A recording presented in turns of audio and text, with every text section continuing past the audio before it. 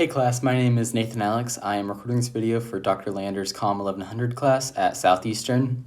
This is speech 1.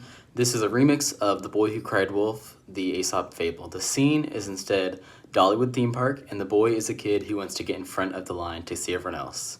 And the wolf is Dolly Parton herself. One hot summer day, the Smith family went to Gatlinburg, Tennessee, and was making a road trip to Dollywood. They drove 3 hours all the way from Flat Rock, North Carolina, and were excited to be creating a new family tradition.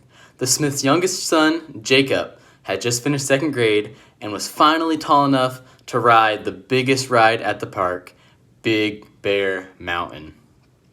Jacob heard awesome stories about Big Bear Mountain from some of his older friends at school, and he was beyond excited to experience it himself. His friends told him, "You need to go to Dollywood, ride Big Bear Mountain, get some cinnamon bread, and if you're lucky enough, you'll even see Dolly Parton herself." As the Smith family got situated into the park, the big screens at the front showed that the Big Bear ride had a wait time of almost 2 hours. After all, it is the biggest ride in the park. Jacob and his family went on some of the smaller rides in the Wildwood Grove area to try and pass the time, but all he could think about was helping Ned Oakley go on a bear hunt to find the big bear.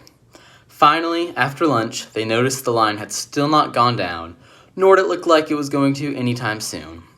One of the main reasons that the Smith family decided to travel to Gatlinburg this year on vacation was to go to Dollywood and ride Big Bear Mountain, so they decided to get in line. After a few minutes, which felt like hours to Jacob, he began to plot ideas on just how he could get to the front of the line. Jacob thought to himself, I wonder what Dollywood would get people more excited about than riding Big Bear Mountain. Boom! Like a strike of lightning, he thought to himself, they want to see Dolly Parton. In his mind, this plan was perfect. He told his parents that he needed to get out of line to use the restroom.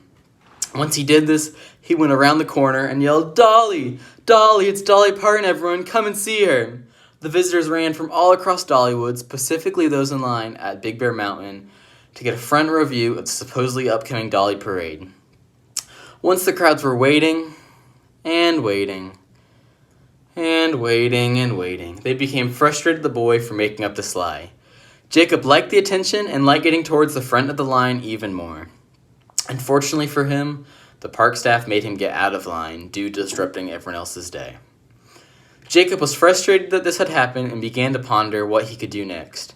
He thought his plan would work out just fine if he tried it again, but he needed to wait till the ride attenders would switch out, as the current ones had an eye on him and his tricky plans. Jacob did the same thing again. He hid behind a wall, went all frazzled about Dolly Parton being near, and the people came running from everywhere. Unfortunately, just like before, this had the same effect on Jacob, and this time he was asked not to return to line at Big Bear Mountain during his trip to Dollywood.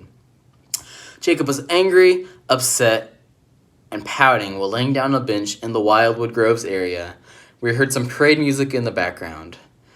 At first, he paid no attention to the sound, but as the parade moved closer, the sound got louder.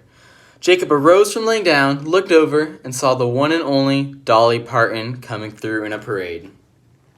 The boy's eyes opened, and he gleamed with excitement.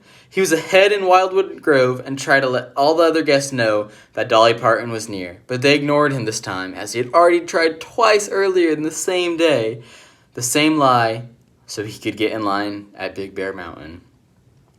They ignored him, and that caused them to miss their chance to see Dolly Parton in the parade.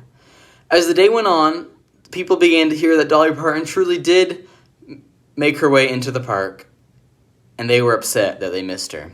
They blamed the boy and his habit of lying as their excuse not being able to see her in the parade. As a punishment for his actions, his parents decided not to buy him any cinnamon bread at the end of the day.